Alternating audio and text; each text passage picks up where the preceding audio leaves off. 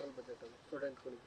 ಇವಾಗ SSV ಯಾವುದು ಸ್ಕಾಲರ್ಶಿಪ್ಪೇ ಬರ್ತಿಲ್ಲ ಸರ್, ಯಾವುದು ಸ್ಕಾಲರ್ಶಿಪ್ಪೇ ಬರ್ತಿಲ್ಲ. ಏನೇ ಒಂದು ವ್ಯವಸ್ಥೆ ಆದರೂ ಸರಿ ಇಲ್ಲ. ಇವಾಗ ಒಂದು ಯಾವುದೇ ಒಂದು ಸ್ಕಾಲರ್ಶಿಪ್ ಹಾಕ್ತೀವಿ ಅಷ್ಟೇ, ಹಾಕೋ ಗಂಟ ಕೆಲವೊಬ್ಬರಿಗೆ ಆದರೆ ಬರುತ್ತೆ ಅಷ್ಟೇ. ಅದರಲ್ಲೂ ಜಾಸ್ತಿ ಮೀಸಲಾತಿ ಕೊಡ್ತಿರೋದು ನಿಮಗೆ ಗೊತ್ತಿರ್ಬೋದು. ಬಟ್ ಯಾವುದೇ ರೀತಿ ಸ್ಕಾಲರ್ಶಿಪ್ ಆಗಲಿ ಏನೂ ಆಗಲಿ ಬರ್ತಾ ಇಲ್ಲ ಸರ್. ಸ್ಟೂಡೆಂಟ್ಗಳಿಗೆ ಅನುಕೂಲ ಮಾಡ್ಕೊಡ್ಬೇಕು. ಹೌದು ಅನುಕೂಲ, ಬಟ್ ಯಾವುದ್ರಲ್ಲೂ ಅನುಕೂಲ ಸಿಗ್ತಿಲ್ಲ. ಈಗಿನ ವಿದ್ಯಾರ್ಥಿಗಳಲ್ಲಿ ಯಾವುದೇ ರೀತಿ ಅನುಕೂಲ ಒಂದು ಬಸ್ಸಲ್ಲಾಗಲಿ, ಇವಾಗ ವ್ಯವಸ್ಥೆ ಎಲ್ಲ ನೋಡಿದ್ದೀರಾ, ಒಂದು ಬಸ್ಸೇ ಆಗಲಿ ಏನೇ ಆಗಲಿ ಯಾವುದೂ ಇಲ್ಲ ಸರ್ ಕರೆಕ್ಟಾಗಿ.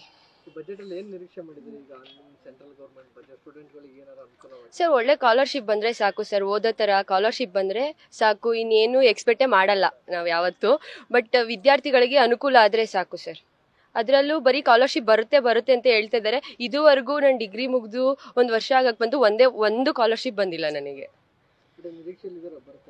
ಬರುತ್ತೆ ಅಂತ ನಿರೀಕ್ಷೆಯಲ್ಲಿ ಇದೀವಿ, ಬಟ್ ನಿರೀಕ್ಷೆ ಆಗ್ತಿಲ್ಲ. ಪ್ರಿಯಾ ಅಂತ.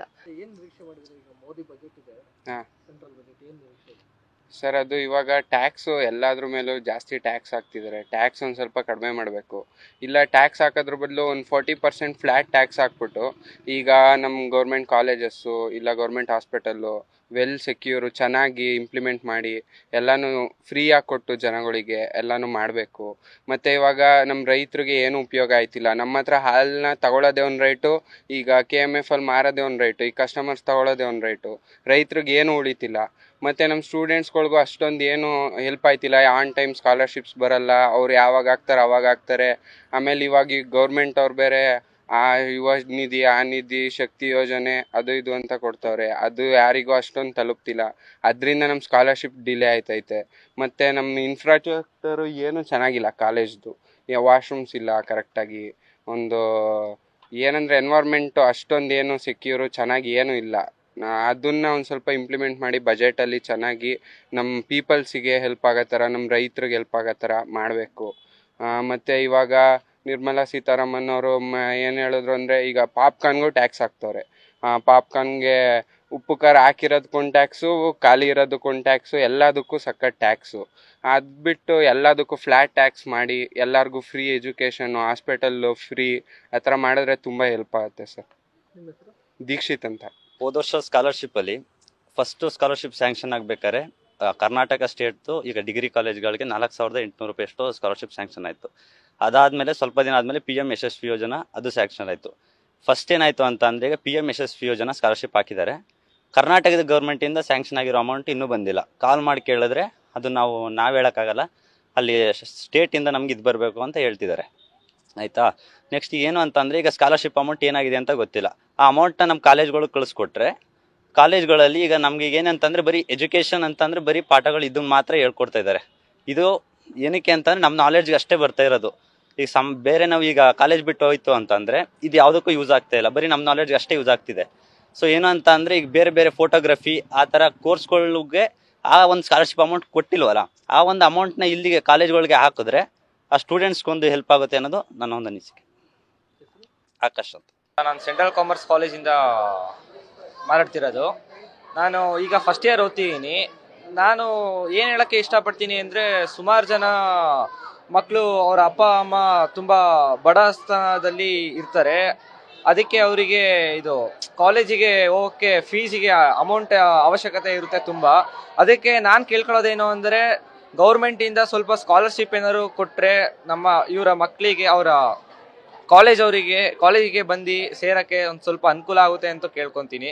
ಅದಕ್ಕೆ ದಯವಿಟ್ಟು ಸ್ವಲ್ಪ ವ್ಯವಸ್ಥೆ ಮಾಡಿ ಎಂದು ಹೇಳ್ತೀನಿ. ಬರ್ತಿಲ್ಲ, ಸ್ಕಾಲರ್ಶಿಪ್ ಬರ್ತಿಲ್ಲ ನಮಗೆ. ಸುಮಾರು ಕೋವಿಡ್ ಟೈಮಿಂದ ಬರ್ತಿಲ್ಲ. ಕೋವಿಡ್ ಟೈಮ್ ಪೀರಿಯಡ್ ಮುಂಚೆ ಬರ್ತಿತ್ತು, ಈಗ ನಿಲ್ಲಿಸಿದ್ದಾರೆ. ಏನಕ್ಕೆ ಅಂತ ಗೊತ್ತಿಲ್ಲ. ಅದಕ್ಕೆ ಅದರಿಂದ ತುಂಬ ತೊಂದರೆಗಳಾಗ್ತಿದೆ. ಅದೇನಾದ್ರು ಸ್ವಲ್ಪ ಜನ ಗೌರ್ಮೆಂಟ್ ಸ್ಕೂಲಲ್ಲಿ ಓದ್ತಿರೋರು ಬೇಕಾದ್ರೆ ಇಲ್ಲಿ ಪ್ರೈವೇಟ್ ಕಾಲೇಜಲ್ಲಿ ಓದ್ಬೋದು ಅಂತ ಕೇಳ್ಕೊತೀನಿ. Thank you. ಜೀವಿತ್ ಅಂತ. ತೀಕ್ಷಾ ಅಂತ. ನಾನು ಸೆಂಟ್ರಲ್ ಕಾಮರ್ಸ್ ಕಾಲೇಜಲ್ಲಿ ಫಸ್ಟ್ PU ಮಾಡ್ತಾ ಇದ್ದೀನಿ. ಮೊದಲನೇದಾಗಿ ಇವಾಗ ಬರ್ತಿರುವಂಥ ಎಜುಕೇಷನ್ ಸಿಸ್ಟಮ್ ಅಂತ ತಗೊಂಡಾಗ ಮಕ್ಕಳಿಗೆ ಜಾಬ್ ಓರಿಯೆಂಟೆಡ್ ಎಜುಕೇಷನ್ ಸಿಸ್ಟಮ್ನ ಪ್ರೊವೈಡ್ ಮಾಡಬೇಕು ಅಂತ ಗೌರ್ಮೆಂಟ್ ಇಂದ ಕೇಳ್ಕೊತೀವಿ. ಯಾಕಂತಂದರೆ ಮುಂಚೆ ಬರೋದೆಲ್ಲ ಮುಂದೆ ಬರ್ತಾ ಇರೋ ಎಜುಕೇಷನ್ ಎಲ್ಲ ಒಂದು ಟೆಕ್ನಿಕಲ್ ಬೇಸ್ಡ್ ಮತ್ತು ನಾಲೆಡ್ಜ್ ಬೇಸ್ಡ್ ಎಜುಕೇಷನ್ ಸಿಸ್ಟಮ್ ಆಗಿರೋದ್ರಿಂದ ಇವಾಗಿನ ಮಕ್ಕಳಿಗೆ ಈ ಸ್ಟೇಜಲ್ಲೇ ಟ್ರೈನ್ ಮಾಡ್ತಾ ಬಂದರೆ ಮುಂದೆ ಅವ್ರಿಗೆ ಜಾಬ್ ತಗೊಳ್ಳಿಕ್ಕೆ ತುಂಬ ಹೆಲ್ಪ್ ಆಗುತ್ತೆ. ಸೊ ಎಜುಕೇಷನ್ ಸಿಸ್ಟಮ್ ಅನ್ನೋದು ಇವಾಗ PU ಲೆವೆಲ್ ತನಕ ಫ್ರೀ ಮಾಡಿದ್ರೆ, ಇವಾಗ ಫ್ರೀ ಬಿ ಅಂತ ಹೆಂಗೆ ಬಂದಿದೆಯೋ ಹಾಗೆ ಫ್ರೀ ಎಜುಕೇಷನ್ ಮತ್ತು ಫ್ರೀ ಹೆಲ್ತ್ ಬಂದರೆ ತುಂಬ ಸಪೋರ್ಟ್ ಆಗುತ್ತೆ. ಅದು ಒಂದು ಪಾಯಿಂಟ್ನ ಮೆನ್ಷನ್ ಮಾಡ್ತೀನಿ. ಇನ್ನೊಂದು ಅಗ್ರಿಕಲ್ಚರ್ ಸೆಕ್ಟರ್ ಅಂತ ತಗೊಂಡಾಗ ಅಗ್ರಿಕಲ್ಚರ್ GDP ಜಾಸ್ತಿ ಪ್ರೊಡ್ಯೂಸ್ ಆಗ್ತಾ ಇದೆ. ಆ ಅಗ್ರಿಕಲ್ಚರ್ GDPನ ನಾವು ಫಾರ್ಮರ್ಸ್ಗೆ ಕೊಟ್ಟು ಒಂದು ಲ್ಯಾಂಡ್ನ ಯುಟಿಲೈಸ್ ಮಾಡ್ಕೊಳ್ಳೋದಕ್ಕೆ ಅಂತ ಬಿಟ್ಟಾಗ ಒಂದ್ ಕಡೆ ಅಗ್ರಿಕಲ್ಚರ್ GDPನೂ ಕೂಡ ಯುಟಿಲೈಸ್ ಆಗುತ್ತೆ, ಇನ್ನೊಂದ್ ಕಡೆ ಫಾರ್ಮರ್ಸ್ಗೂ ಕೂಡ ಹೆಲ್ಪ್ ಆಗುತ್ತೆ. ಸಬ್ಸಿಡೀಸ್ ಫಾರ್ಮರ್ಸ್ಗೆ ಸಬ್ಸಿಡೀಸ್ ಪ್ರೊವೈಡ್ ಮಾಡೋದಾಗ್ಲಿ ಅಥವಾ ಈ ಥರ ತುಂಬ ಆಪರ್ಚುನಿಟೀಸ್ನ ಫಾರ್ಮರ್ಸ್ಗೆ ಪ್ರೊವೈಡ್ ಮಾಡೋದ್ರಿಂದ ಮುಂದೆ ಫಾರ್ಮರ್ಸ್ ಕೂಡ ಒಂದು ಒಳ್ಳೆ ಪೊಸಿಷನ್ನಲ್ಲಿ ನಿಲ್ಬಹುದು. ಈಗಲೂ ಸಹ ನಿಂತಿದ್ದಾರೆ, ಮುಂದೇನೂ ನಿಲ್ಬಹುದು ಅಂತ ಹೇಳ್ತೀನಿ. ಇನ್ನೊಂದು ಟಾಪಿಕ್ ತಗೋಬೇಕಂದ್ರೆ ಆರ್ಗ್ಯಾನಿಕ್ ಕಲ್ಟಿವೇಶನ್. ಇವಾಗ ನಾವು ನೋಡ್ತಿರೋದ್ರಿಂದ ಪೆಸ್ಟಿಸೈಡ್ಸ್ ಜಾಸ್ತಿ ಆಗ್ತದೆ, ಫರ್ಟಿಲೈಸರ್ಸ್ ಎಲ್ಲ ಜಾಸ್ತಿ ಆಗ್ತದೆ. ಇದನ್ನೆಲ್ಲ ರೆಡ್ಯೂಸ್ ಮಾಡಿ ನಾವು ಆರ್ಗ್ಯಾನಿಕ್ ಫಾರ್ಮಿಂಗ್ನ ಜಾಸ್ತಿ ಮಾಡಬೇಕು. ಆವಾಗ ನಾವು ಕೂಡ ತಿನ್ನುವಂತಹ ಆಹಾರದಲ್ಲಿ ಯಾವುದೇ ತರಹದ ಒಂದು ಕೆಟ್ಟ ನ್ಯೂಟ್ರಿಯೆಂಟ್ಸ್ ನಮಗೆ ಸಿಗಲ್ಲ, ಒಳ್ಳೆ ಪೌಷ್ಟಿಕಾಂಶ ಸಿಗುತ್ತೆ. ಸೊ ಅದರಿಂದ ಆರ್ಗ್ಯಾನಿಕ್ ಫಾರ್ಮಿಂಗ್ನ ಕೂಡ ನಾವು ಇನ್ಕ್ರೀಸ್ ಮಾಡಬೇಕಾಗತ್ತೆ. ನೆಕ್ಸ್ಟ್ ಇವಾಗ ನೋಡ್ತಾ ಇದ್ದೀವಿ ನಾವು ಎಷ್ಟು ಪೊಲ್ಯೂಷನ್ ಪ್ರೊಡ್ಯೂಸ್ ಆಗ್ತಾ ಇದೆ. ಸ್ಪೆಷಲಿ ಬ್ಯಾಂಗ್ಳೂರ್ ಅಂತ ತಗೊಂಡಾಗ ಮೆಟ್ರೋಪಾಲಿಟನ್ ಸಿಟೀಸಲ್ಲಿ ತುಂಬ ಪೊಲ್ಯೂಷನ್ ಆಗ್ತಾ ಇದೆ. ಸೊ ಅದರಿಂದ ನಾವು ಸೋಲಾರ್ ಎನರ್ಜಿನ ನೋಡ್ತೀವಿ, ರಿನ್ಯೂವಬಲ್ ರಿಸೋರ್ಸಸ್ ನೋಡ್ತೀವಿ. ಸೊ ಅದನ್ನ ಯುಟಿಲೈಸ್ ಮಾಡ್ಕೊಬೇಕು ನಾವು. ಸುಮ್ಮನೆ ಈಗ ಸೋಲಾರ್ ಎನರ್ಜಿ ಸುಮ್ಮನೆ ವೇಸ್ಟ್ ಆಗ್ತಿರೋದ್ರಿಂದ ಅದನ್ನ ಯುಟಿಲೈಸ್ ಮಾಡಿಕೊಂಡು ಬೇರೆ ಕಡೆ ಏನೋ ಒಂದು ಪ್ರಾಜೆಕ್ಟ್ನ ನಾವು ಜನರೇಟ್ ಮಾಡ್ಬೋದು. ಸೊ ಅವಾಗ ನಮಗೆ ಇಂಪೋರ್ಟ್ನ ನಾವು ಕಮ್ಮಿ ಮಾಡಿಕೊಂಡು ಎಕ್ಸ್ಪೋರ್ಟ್ನ ಜಾಸ್ತಿ ಮಾಡ್ಬೋದು, ಫಾರಿನ್ ಎಕ್ಸ್ಚೇಂಜಸ್ ಜಾಸ್ತಿ ಆಗುತ್ತೆ. ಸೊ ಇಂಡಿಯಾಗೆ it would be great opportunity ಅಂತ ಅನ್ಸುತ್ತೆ. Thank you. Myself, Shubhashri, I'm studying in Central Commerce College, first PU. So ನಾನು ಯಾವ ಟಾಪಿಕ್ ತಗೋತಾ ಇದ್ದೀನಿ ಅಂದರೆ ನಮ್ಮ ಕಾಲೇಜ್ ಇನ್ಫ್ರಾಸ್ಟ್ರಕ್ಚರ್ಸ್ ಮತ್ತು ಗೌರ್ಮೆಂಟ್ ಕಾಲೇಜ್ ಇನ್ಫ್ರಾಸ್ಟ್ರಕ್ಚರ್ಸ್ ಮತ್ತು IIM ಕಾಲೇಜ್ನ ನಮ್ಮ ಕರ್ನಾಟಕಲ್ಲಿ ಅಂದರೆ ಅದು ಕೌಂಟಲ್ಲಿ ಕಮ್ಮಿ ಇದೆ ಬೇರೆ ಸ್ಟೇಟ್ಸ್ಗೆ ಕಂಪೇರ್ ಮಾಡಿದ್ರೆ. ಸೊ ನಮ್ಮ ಸ್ಟೇಟಲ್ಲಿ ಅದನ್ನು ಇಂಪ್ರೂವ್ ಮಾಡಿ ಅದನ್ನು ಡೆವಲಪ್ ಮಾಡಿದ್ರೆ ಕರ್ನಾಟಕ ಸ್ಟೂಡೆಂಟ್ಸ್ಗೆ ತುಂಬ ಹೆಲ್ಪ್ ಆಗುತ್ತೆ. So next level development of students ಆಗ್ಬೋದು. ಆ್ಯಂಡ್ ಸ್ಕಾಲರ್ಶಿಪ್ಸು ಹೇಳ್ಬೋದು ಅಂದರೆ ಈಗ ನಮಗೆ ಸ್ಕಾಲರ್ಶಿಪ್ಸ್ ಇಲ್ಲ. ಸೊ ಈ ಸ್ಕಾಲರ್ಶಿಪ್ಸ್ ಎಲ್ಲ ಫಸ್ಟ್ PU ಸ್ಟೂಡೆಂಟ್ಸ್ಗೆ ಆಮೇಲೆ PU ಸ್ಟೂಡೆಂಟ್ಸ್ಗೆ ಸಿಕ್ಕರೆ ತುಂಬಾ ಹೆಲ್ಪ್ ಆಗುತ್ತೆ. ನೆಕ್ಸ್ಟ್ ಡಿಗ್ರಿ ಲೆವೆಲಲ್ಲಿ ನಾವು ನಮ್ಮ ಅಪಾಯಿಂಟ್ ಆಗೋದು ಅಥವಾ ಯಾವ ಕಾಲೇಜ್ ನಾವು ಅಪಾಯಿಂಟ್ ಮಾಡ್ಕೋತೀವೋ ಅದೆಲ್ಲ ನಮಗೆ ಹೆಲ್ಪ್ ಆಗುತ್ತೆ. ಇದು ಲೈಕ್ ಕಾಲೇಜ್ನ ಚೂಸ್ ಮಾಡಬೇಕಾದ್ರೆ ಸ್ಕಾಲರ್ಶಿಪ್ಸ್ ಎಲ್ಲ ಇದ್ದರೆ ತುಂಬಾ ಹೆಲ್ಪ್ ಆಗುತ್ತೆ ನಮಗೆ. ಬಟ್ ಇವಾಗ ನಿಂತಿರೋ ಸ್ಕಾಲರ್ಶಿಪ್ ಏನಾಗಿದೆ ಅದ್ರ ಮೇಲೆ ನಾವು ಸ್ವಲ್ಪ ಕ್ವಶನ್ ಮಾಡ್ತೀವಿ. ಮತ್ತು ನಮ್ಮ ಗೌರ್ಮೆಂಟ್ ಕಾಲೇಜ್ ಇನ್ಫ್ರಾಸ್ಟ್ರಕ್ಚರ್ಸ್ನ ಇಂಪ್ರೂವ್ ಮಾಡಿದ್ರೆ ಪ್ರೈವೇಟ್ ಕಾಲೇಜಸ್ಗಿಂತ ಗೌರ್ಮೆಂಟ್ ಕಾಲೇಜಸ್ಸಲ್ಲೂ ಸ್ಟೂಡೆಂಟ್ಸ್ ಇನ್ಕ್ರೀಸ್ ಆಗ್ತಾರೆ. ಸೊ ಇದೆಲ್ಲ ಪಾಯಿಂಟ್ಸ್ನ ನಾನು ಮೆನ್ಷನ್ ಮಾಡೋಕ್ಕೆ ಟ್ರೈ ಮಾಡ್ತೀನಿ. Thank you. ಎಲ್ಲರಿಗೂ ನಮಸ್ಕಾರ. ನನ್ನ ಹೆಸರು ತೇಜಸ್ ರಾಜ್. ಫೆಬ್ರವರಿ 1ರಂದು ಬಜೆಟ್ ಮಂಡನೆ ಮಾಡ್ತಿದ್ದಾರೆ. ಈ ಬಜೆಟ್ ಮಂಡನೆಯಿಂದ ಇನ್ಫ್ರಾಸ್ಟ್ರಕ್ಚರ್ ಫೆಸಿಲಿಟೀಸ್ಗೆ, ಡಿಫೆನ್ಸ್ ಫೆಸಿಲಿಟೀಸ್ಗೆ ತುಂಬ ಬಜೆಟ್ ಕಳಿಸ್ತಿದ್ದಾರೆ. ಬಟ್ ಆದರೆ ಎಜುಕೇಷನ್ ಫೀಲ್ಡಿಗೆ ಬಂದರೆ ಸ್ಕಾಲರ್ಶಿಪ್ ಕೊಡ್ತಿಲ್ಲ, ಸ್ಕಿಲ್ ಬೇಸ್ಡ್ ಲೆಕ್ಚರರ್ಸ್ ಇಲ್ಲ. ಅದರಿಂದ ನಮ್ಗೆ ಎಜುಕೇಷನ್ ಬೇಸಿಸ್ಗೆ ನಾವೇನಾದ್ರು ಗೌರ್ಮೆಂಟ್ ಕಡೆಯಿಂದ ಫಂಡ್ ರಿಲೀಸ್ ಆದರೆ ಸ್ಟೂಡೆಂಟ್ಸ್ ಮೋಟಿವೇಟ್ ಆಗ್ತಾರೆ.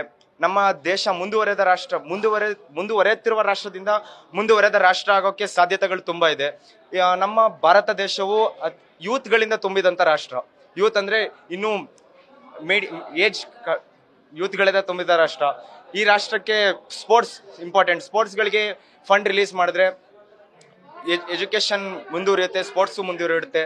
ಅದರಿಂದ ನಾನು ಗೌರ್ಮೆಂಟಿಗೆ ಏನು ಕೇಳ್ಕೊಳ್ಳೋದಂದರೆ ಫಂಡ್ ರಿಲೀಸ್ ಮಾಡಿ. ಯಾವುದಕ್ಕಂದರೆ ಎಜುಕೇಷನ್ಗೆ, ಸ್ಪೋರ್ಟ್ಸ್ಗೆ ಆದಷ್ಟು ಹೆಚ್ಚಷ್ಟು ಫಂಡ್ ರಿಲೀಸ್ ಮಾಡಿದ್ರೆ ನಮ್ಮ ದೇಶ, ನಮ್ಮ ರಾಷ್ಟ್ರ ಮುಂದುವರೆದ ರಾಷ್ಟ್ರ ಆಗುವಂತಹ ಬಹಳ ಸಾಧ್ಯತೆ ಇದೆ ಅಂತ ಕೇಳ್ಕೊತೀನಿ. ಥ್ಯಾಂಕ್ ಯು, ಧನ್ಯವಾದಗಳು. ಬಡ್ಜೆಟ್ ಕೇಂದ್ರ ಮಂಡಳಿಯನ್ನ ಜಾರಿಗೆ ತರ್ತಾ ಇದ್ದಾರೆ. ಅದನ್ನ ಬೇರೆ ಬೇರೆ ಈಗ ಎಲೆಕ್ಷನ್ಗೆ ನಿಲ್ತಿರೋರಿಗೆ, ರಾಜಕಾರಣಿಗಳಿಗೆ ಕೊಟ್ಟು ಅದನ್ನ ಅವ್ರ ಮನೆಗೆ ತುಂಬಿಸ್ಕೋತಾರೋ ಹೊರತು ಯಾವುದೇ ಈ ಎಲ್ಲ ಕೆಲಸಗಳನ್ನ ಮಾಡಿಕೊಡಲ್ಲ. ಆದರೆ ನಾವು ಅದನ್ನು ಎಜುಕೇಷನಲ್ಲಿಗೆ ಪರ್ಪಸ್ಸಿಗೆ ಯೂಸ್ ಮಾಡಿಕೊಂಡ್ರೆ ಲೈಕ್ ಸ್ಕಾಲರ್ಶಿಪ್ ಆಗಿರ್ಬೋದು, ಸ್ಪೋರ್ಟ್ಸ್ಗಳಿಗೆ ಈಗ ಯಾವ್ಯಾವ ವ್ಯಕ್ತಿಗಳಿಗೆ ಸಿಗ್ತಿರಲ್ಲ ಅದನ್ನೆಲ್ಲ ನಾವು ಒದಗಿಸ್ಕೊಡ್ಬೋದು. ಹೆಂಗಂದರೆ ಈಗ ವಿದ್ಯಾರ್ಥಿಗಳು ತುಂಬ ಟ್ಯಾಲೆಂಟೆಡ್ ಇರ್ತಾರೆ ಮತ್ತು ಓದ್ತಾ ಇರ್ತಾರೆ, ಅವರಿಗೆ ಅವ್ರ ಮನೆ ಬ್ಯಾಕ್ವರ್ಡ್ ಕ್ಲಾಸಲ್ಲಿ ಇರ್ತಾರೆ, ಅವರಿಗೆ ದುಡ್ಡು ಸಮಸ್ಯೆ ಇರುತ್ತೆ ತುಂಬ. ಹಾಗಾಗಿ ಅವ್ರಿಗೆ ಸ್ಕಾಲರ್ಶಿಪ್ ಕೊಟ್ಟರೆ ಅದರಿಂದ ಅವರು ಮುಂದೆ ಬರ್ತಾರೆ. ಆಗ ಅವರಿಗಿರುವಂಥ ವಿದ್ಯೆಯನ್ನು ಸಾಮರ್ಥ್ಯವನ್ನು ಅವ್ರನ್ನ ತೋರಿಸ್ಕೊಂಡು ರಾಜ್ಯಕ್ಕೆ ಹಾಗೂ ದೇಶಕ್ಕೆ ಹೆಮ್ಮೆಯನ್ನು ತರ್ತಾರೆ. ಹಾಗೆ ಸ್ಪೋರ್ಟ್ಸ್ ವಿಷಯಕ್ಕೆ ಬಂದರೆ ತುಂಬ ಜನ ಸ್ಪೋರ್ಟ್ಸ್ ಆಡೋರು ಇರ್ತಾರೆ, ಆದರೆ ಅವರಿಗೆ ಅದ್ರ ಮೇಲೆ ತುಂಬ ಇಂಟ್ರೆಸ್ಟ್ ಇರುತ್ತೆ.